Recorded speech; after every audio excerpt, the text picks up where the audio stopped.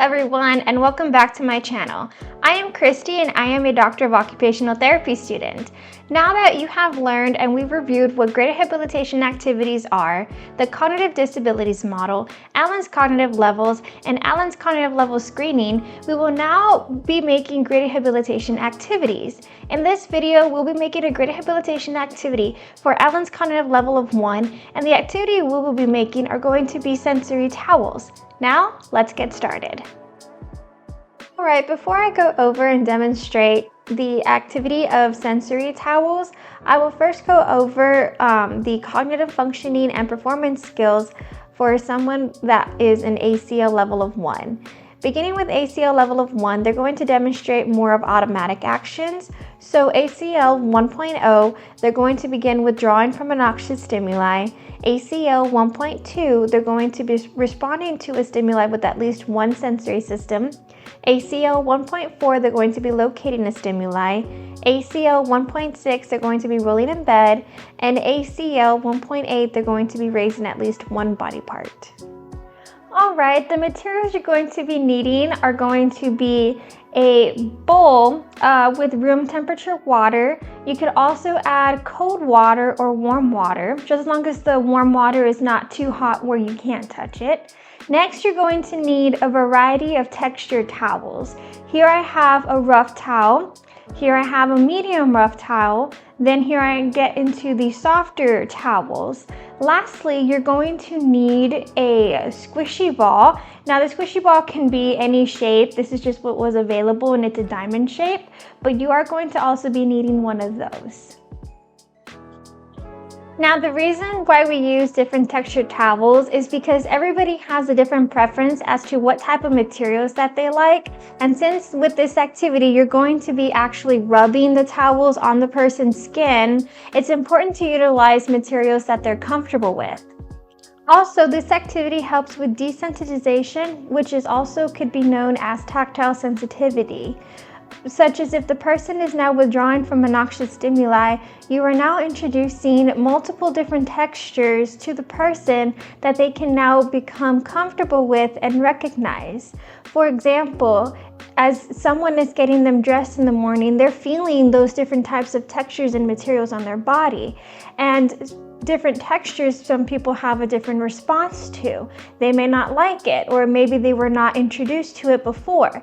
Therefore, with this activity, we are working on introducing different types of textures to work on that desensitization or tactile sensitivity. Also, with applying the cold or the warm or the room temperature water helps in that withdrawing from the noxious stimuli by being introduced to different types of temperature being placed on their body. With that being said, this activity is working on ACL 1.0 and 1.2. That is why we're incorporating different textures of towels here along with different temperatures of water, such as the cold versus room temperature versus warm. With this activity, we're also working on and introducing personal hygiene, such as someone with an ACL of 1.8, they're able to at least raise one body part.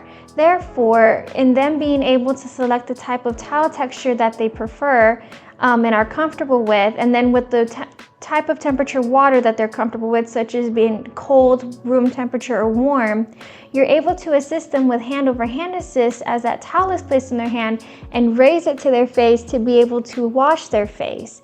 Therefore, you're now introducing and working on personal hygiene. Now, with the squish ball, what you can do is you can grab your towel, and then what you want to do is wrap the towel around the squish ball. Now, they're not going to be able to fully grasp the squish ball, but this is where the introduction of grasping comes in.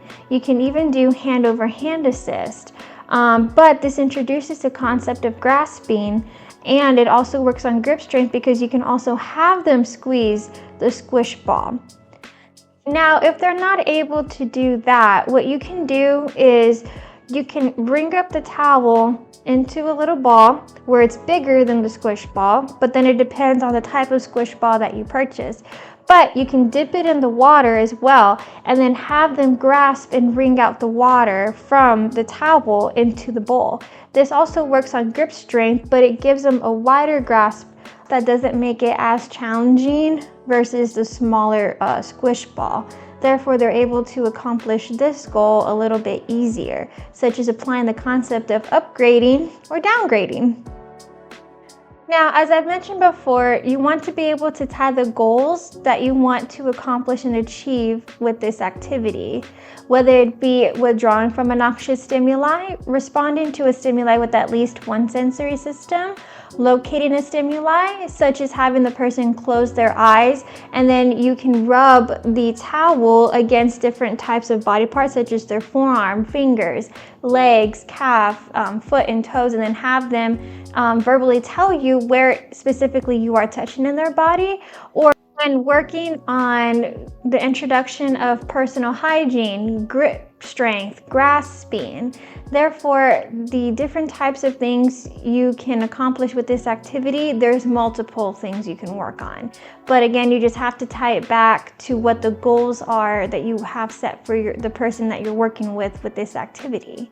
One key thing to know is that if you're going to be using this activity with multiple patients or clients, you want to make sure that you either have multiple towels that you can utilize, because if you're going to be utilizing the same towels, well, you need to maintain towel cleanliness, such as making sure that the towels are clean and sterilized before each use.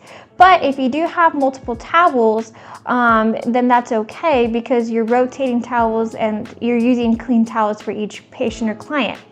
But another thing you can incorporate is that you can cut a hole in the corner of each of these towels and put them together with a binder ring there, and you can even put the client's or patient's initials on them. That way it's specific to those clients and patients that they can even take home and work on themselves with a caregiver or family member. But that way you just keep track of whose towels belong to which client or patient. It's important to maintain, cleanliness in your work area. Therefore, it's important to make sure that you're using clean towels with each person that you're doing this activity with, or using towels that are specifically meant for them, such as using the initials on the towels to indicate that those towels belong to that person. This now concludes the sensory towel activity. If you have any questions or comments, please leave them down below. Until next time, see you in the next video. Thank you for watching.